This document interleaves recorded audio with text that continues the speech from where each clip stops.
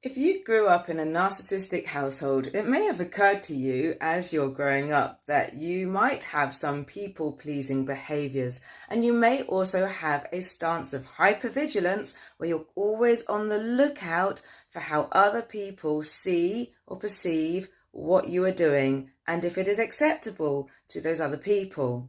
Now, before we go any further, I just want to say it is healthy to honour the fact that this was helpful. These behaviours were helpful to us.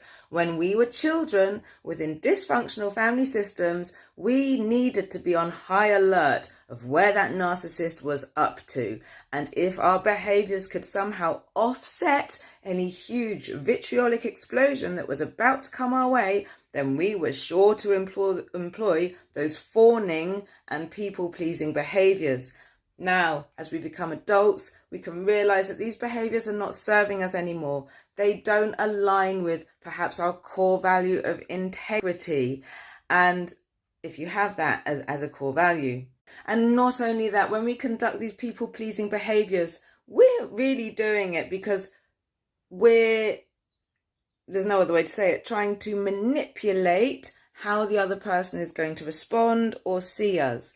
And the issue with that is when the other person doesn't behave in a way that we want or expect them to, we could then possibly feel a bit peeved and a bit frustrated and angry at that, because there's that whole feeling of unfairness. Well, I've done every single thing I could possibly do to make this good for you, and you're still not satisfied.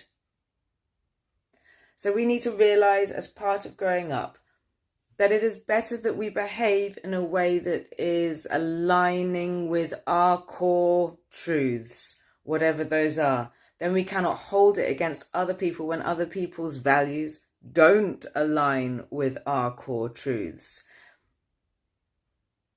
And it's wise to recognise that people-pleasing, even if it's a muscle kind of reaction that we have entrained into us, it's worth becoming very conscious about it, because we're not here to manipulate others. We're not here to please fellow man.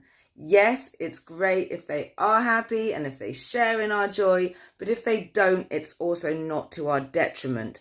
Somebody else's emotional stance does not need to change my emotional stance.